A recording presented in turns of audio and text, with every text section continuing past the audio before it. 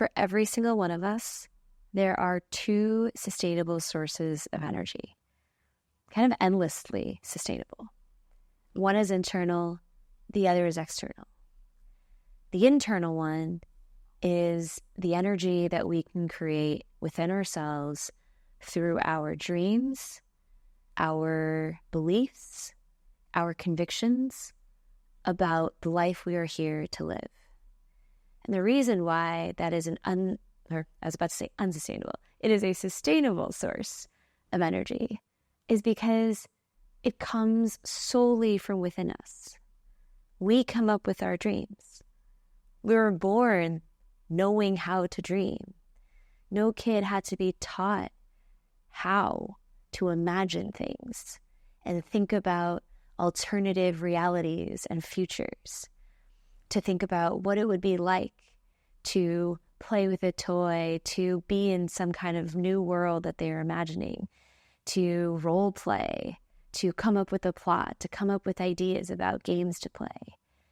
These are all skills that we were inherently born with. It might be dormant. We might not have nurtured them. We might have, let the muscle atrophy, but the muscle is there. And it starts with our dreams about the lives we want to live, to as we get older, the problems we want to solve, to the experiences we want to have, to the causes and issues that we care about in the world, to things that we feel passion for.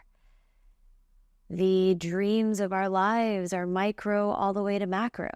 Micro from how I want to sleep and what hours I want to sleep and what I want my exercise to entail, to what I want to put into my body and my diet, to the habits I want to have, all the way to the grand life you want to live, the love you want to experience, the places you want to see, the things you want to create.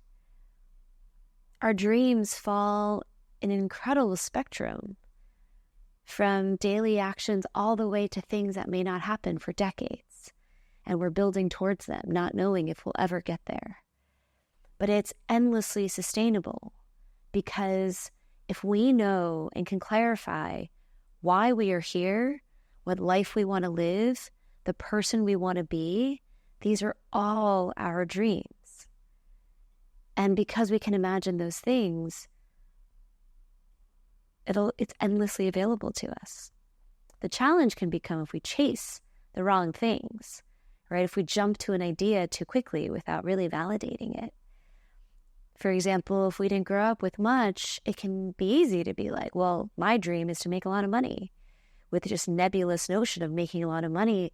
But the problem you're really solving for, and the dream that you really have, is to not feel financially insecure, to not feel the stress, the anxiety, the uncertainty, the unpredictability of not knowing if, what your meal is going to be like, to not know whether there's going to be shelter over your head, to not know whether you can get the toy you want to get or the meal you want to have or the place you want to go.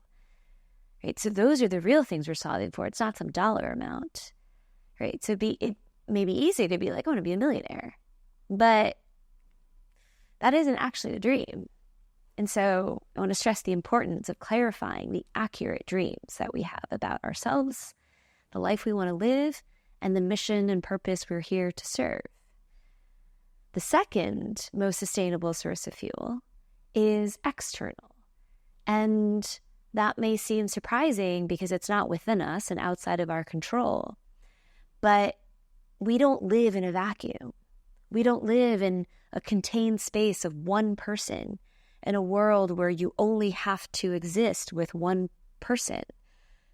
I mean, short of literally living in a bubble, like, you're still existing, if not with other people, with other living things. And there's a kinetic energy that happens when we go out into the world and live.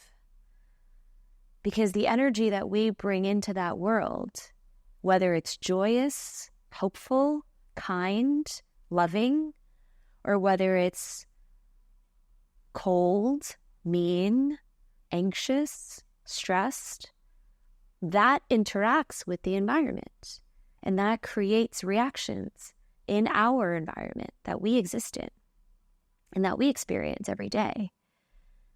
And the reason why that is an endlessly sustainable source of energy is because every single person, every living thing in that environment is a form of energy.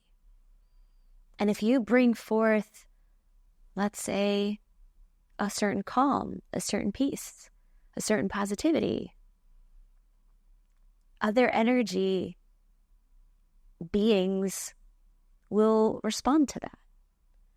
If you smile, someone else smiles. Even most babies learn to smile if you smile at them. Even dogs know to feel energy. They can sense who they want to go up to and who they don't. And we can make that kinetic energy good or bad or everything in between, but we get to choose. And the more that you live in both of those kinds of sustainable energies, the first being you knowing what your dreams are, the dream for the person you want to be, the life you want to live, the problems you want to solve, the purpose you're here to serve, and you bring that forth into your external environment, and you engage with others, you tell people what you're passionate about, you show up as the person you honestly are, your truest, most real self, unmasked, that you share your dreams about what you wish for yourself, for the world, what problems you want to solve, what purpose you're here to serve, what presence you can bring to that moment, people will respond. Other beings will respond. Maybe not everybody, and you can't predict what will happen in either scenario because you can't predict exactly how your dreams are going to play out in reality, and you can't predict exactly how the environment is going to respond to you. But at the core, they're both the most sustainable sources because you can always tap into it. It might be hard sometimes if we're further removed from our clarity of what we are here to do and who we are here to be. It might be hard to tap into the external world too if we're closed off, if we're feeling down, depressed, depleted, tired. But it's always available. And depending on how we engage with each of them, something comes back at us. It can either reinforce what we're feeling, the positivity or the negativity, or maybe it bring us out to something different. But what serves those two the best is being open. Because us being closed closes us off to possibility, to our dreams, to energy, to help, to the kinetic beauty that can happen when we are open and curious and interacting with our world. And this might be a little abstract, and so I'll try to bring it to a tangible example to close. But my purpose is to enable purpose in other people. It's not the only thing I'm here to do, but in terms of core reason I'm on this planet, it's to understand the core of other people, what their greatest, grandest hopes and dreams are, what they wish for themselves. Oh, excuse me. What they wish for themselves and the world. Like that is something I deeply, deeply am curious about for every person if they're open to sharing. And if I can facilitate them figuring out what they are here to do and how they can help the world, that's what I'm here to serve. And in the moments where I'm feeling depressed and sad and borderline nihilistic about all the suffering in the world, I might go like lick my wounds and wallow in self-pity for a little bit. But the question always becomes, okay, now what? You've cried the tears. You felt the pain, the sadness, the loss, whatever it may be. You can stay here. Or you can figure out what's next that's generative. Because there's always a what's next, whether I wallow or whether I move on.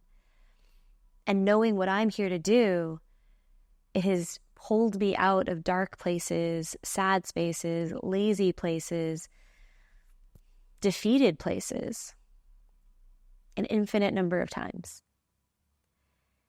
And when I go out in the world, and sometimes when I'm feeling alone in that mission, where I'm like, well, I can't serve purpose in others if I don't engage with others. But sometimes it feels like a lonely endeavor where I'm like, who are the people who care about solving the problems in this world? But that's my job, to go find the people. And sometimes I'll go out in the world and I might randomly in line waiting for something end up talking to somebody. That's happened, where they're like, oh, like, how's your day going? Yeah, meetings. Is that, oh, like, what's your work? It comes up. And sometimes it leaves a spark in them to be like, I haven't thought about some of this stuff in a while. Or if there's something they're really excited about, they're like, oh my God, there's this project that I'm working on that I'm so pumped about. I'm really hoping it helps these people in this way. Those are conversations that I end up having not every single day, but multiple times a week. And that I can store as memory fuel. Because in those moments when I'm back to wallowing and crying about my own shit, it's those two things that pull me out. It's my realization that I have dreams to realize here, and I don't have to choose them. But if I don't choose them, I do have to figure something else to do with my time. But if I choose them, then I better get going.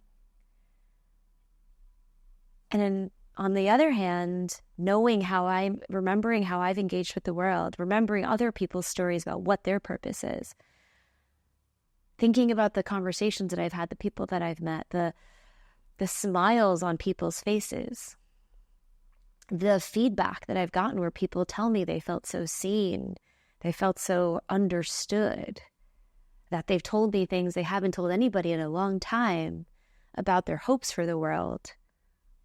Yeah, like, that is fucking invigorating, especially when I'm feeling lazy and disorganized and like a failure of a human.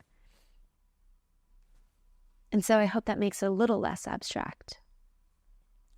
But if you don't know what you're here to do, or what kind of person you want to be, or what your grand mission is, that's okay. You can start with that first step of figuring out, what does the life you want to live look like? What are some of the biggest problems you care about in the world? What do you wish for the world? Because remembering to dream and to be hopeful about the future is a skill. It is a muscle. And so if you don't know what it is yet, you can start with the baby steps just to re-engage that muscle, because you had it as a baby and you still have it now. You just need to wake it up.